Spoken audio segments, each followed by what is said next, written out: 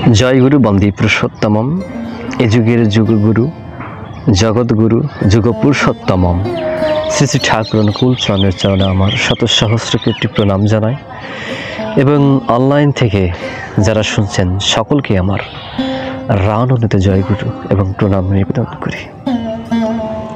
আজকের আলোচ্য বিষয় হচ্ছে দ্বিতীয় জন্ম। আমরা সকলেই জানি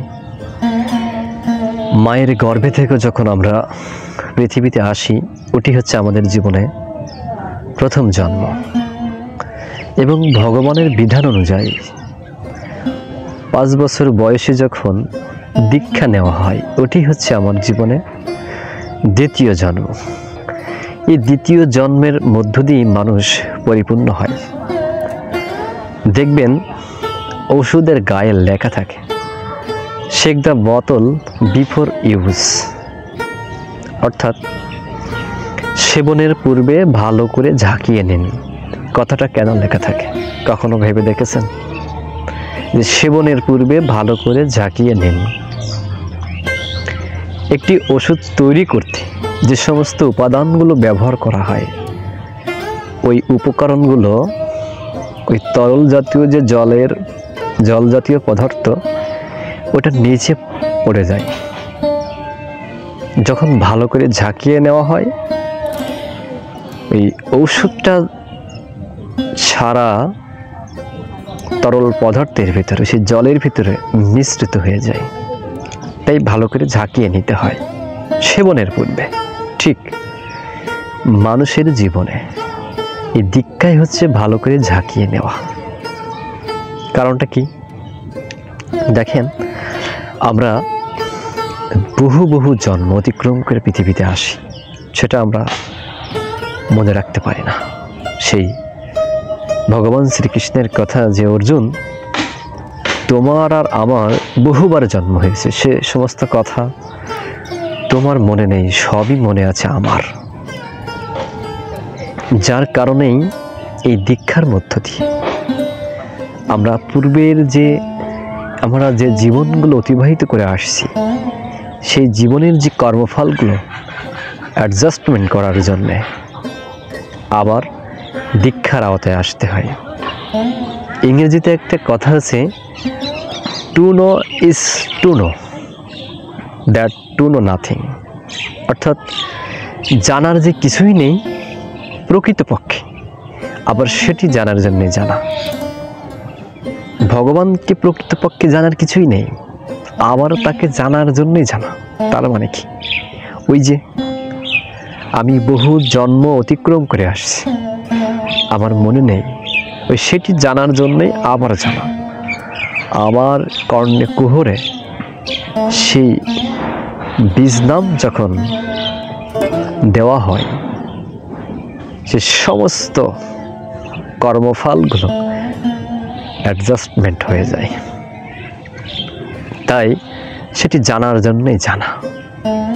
কারণ ভগবানকে প্রকৃতপক্ষে কারণ ভগবান তো আমার ভিতরেও আছে, সবার ভিতরে আছে, পৃথিবীর সমস্ত পদার্থের ভিতরেই তিনি বিরাজমান। কিন্তু ওই যে মনে করিয়ে দেওয়ার জন্যে, স্মরণে আনার জন্যে বীজ নামটা আবার দিতে হয়। ঠাকুর অনুকূল চন্দ্র কি বলছেন, দীক্ষা বলতে আমি বুঝি সিল অফ গড। খুব ভালো করে মনোযোগ সহকারে শুনবেন ঘটনাটা। যে সিল অফ গড, ভগবানের আদর্শটা মানুষের মস্তিষ্কে মাথায় একেবারে এঁকে দেওয়া। আমি ঠাকুরের কথাই কোট করলাম, আবারও ঘটনাটা বলছি। যে সিল অফ গড অর্থাৎ ভগবানের আদর্শ মানুষের মাথায় মস্তিষ্কে একেবারে এঁকে দেওয়া। অর্থাৎ সেই ভগবানের যে আদর্শগুলো আছে সেগুলো মানুষের মস্তিষ্কে একেবারে এঁকে দেওয়া, সিল অফ গড। আমরা বিভিন্ন ডকুমেন্টস ফটোকপি করে দেখবেন, বিভিন্ন ফটোকপির দোকানে যেয়ে থাকি, তা সেখানে লক্ষ্য করবেন যে অরিজিনাল দলিল বা বিভিন্ন ডকুমেন্টস যখন আমরা নিয়ে যাই ঠিক ওই রকমভাবেই সেম আর একটা জেরক্স কপি আমাকে বের করে দেওয়া হয়।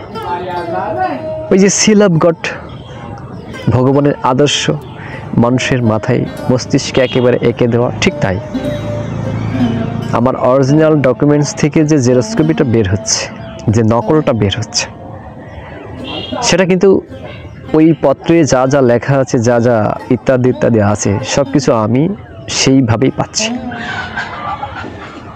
ঠিক তাই ভগবানের আদর্শ মানুষের মস্তিষ্কে একেবারে এঁকে দেওয়া, এই দীক্ষা হচ্ছে তাই দ্বিতীয় জন্ম। এবং দীক্ষা নিলে মানুষের জীবনে এক অন্যতম সূর্যের মতো প্রতিফলিত হয় জীবনটা। ঠাকুরের কাছে এক ভক্ত জিজ্ঞাসা করছে, ঠাকুর, এই জীবনেই কি ঈশ্বর প্রাপ্তি সম্ভব? এক জীবনেই কি সব কিছু করা সম্ভব? প্রশ্নটা এরকম। ঠাকুর উত্তরে বলছেন, জানিস, আমি একদিন ভোরবেলা উঠে দেখি একটা ঘাসের ডগায় এক বিন্দু শিশির। সেই শিশিরের ভেতরে এই বিশ্ব ব্রহ্মাণ্ডের সূর্য প্রতিফলিত হচ্ছে। তার মানে কি, ওই যে এক বিন্দু যে শিশির, ওই শিশিরের ভিতরে এই বিশ্ব ব্রহ্মাণ্ডের যে সূর্য, সেই সূর্যটা দেখা যাচ্ছে। ঠাকুর বলছেন যে দেখ, ওই ছোট্ট এক বিন্দু শিশিরের ভিতরে এই বিশ্ব ব্রহ্মাণ্ডের সূর্য যদি দেখা যায়, তো তোর এত বড় মানব জীবনে কেন সম্ভব নয়? তিনি কিন্তু আশাবাদী, এবং আমরাও কিন্তু আশাহত নয়, আমরা কিন্তু আশা রাখতে চাই শ্রী শ্রী ঠাকুরকে ধরে। এই জীবনে এগোনোর বহু রকম রাস্তা। ঠাকুরের যে অজস্র গ্রন্থ আছে, কি চাই জীবনে? তিনি পতিতকে উদ্ধারের কথা বলছেন, ছলে বলে কলে কৌশলে পতিতকে উদ্ধারের কথা শোনাচ্ছেন। আজকে যে সত্যানুসরণ গ্রন্থ আমরা পাঠ করি, যেটা শ্রী শ্রী ঠাকুর অনুকূলচন্দ্রের নিজ হস্তে নিজের হাতে তিনি লিখে দিয়েছেন, এটা ইতিহাস কি আমরা জানি? অতুলচন্দ্র ভট্টাচার্য কর্মজীবন তাকে পাবনা থেকে দূরে নিয়ে যাবে। তিনি ওই বাজিতপুর স্টেশনে বুকিং কাউন্টারের কাজ করত। ওখান থেকে তাকে ট্রান্সফার করা হবে। তাই ঠাকুরের কাছে বিরহ বিচ্ছেদ কাতর কণ্ঠে তিনি বলছেন।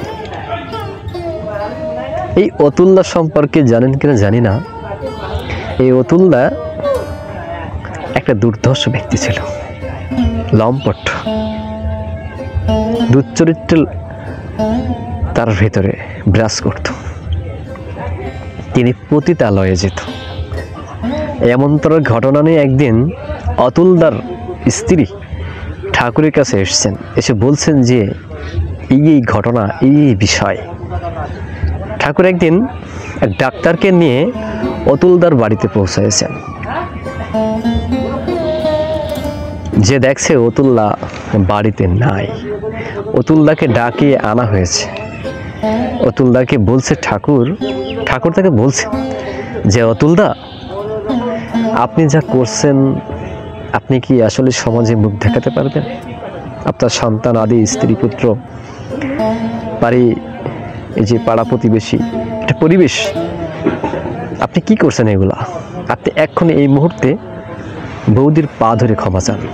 অর্থাৎ অতুলদার ওয়াইফের কাছে, স্ত্রীর কাছে ক্ষমা চেতে বলছে।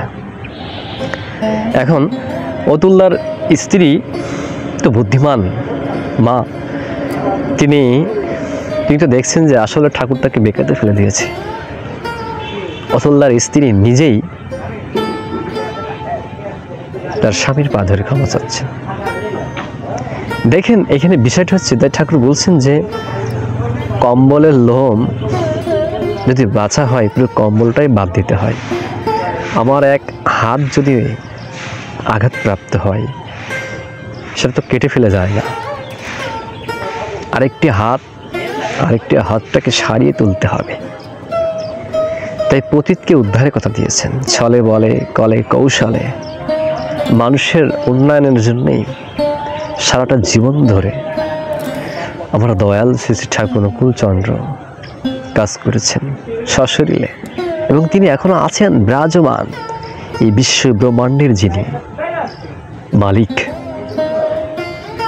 শুনতে যেন কেমন মধুর মতো লাগে। বিশ্ব ব্রহ্মাণ্ডের মালিক, সমস্ত সবকিছুর তিনি যেন তার মাথায় আছেন। তিনি প্রত্যেকটা অস্তিত্বের ভিতরে, প্রত্যেকটা মানুষের ভিতরে বিরাজ করছেন। ওই তার দেওয়ার নাম যদি কারোর ভিতরে থাকে তাহলে তাকে ডাকতে সহজ হয়। ঠাকুর একদিন একজনকে বলছে, মনি নাম করছো, নামের সঙ্গে নামিকেও স্মরণ রেখো। আমরা অনেকেই জানি না, আবার অনেকেই জানি।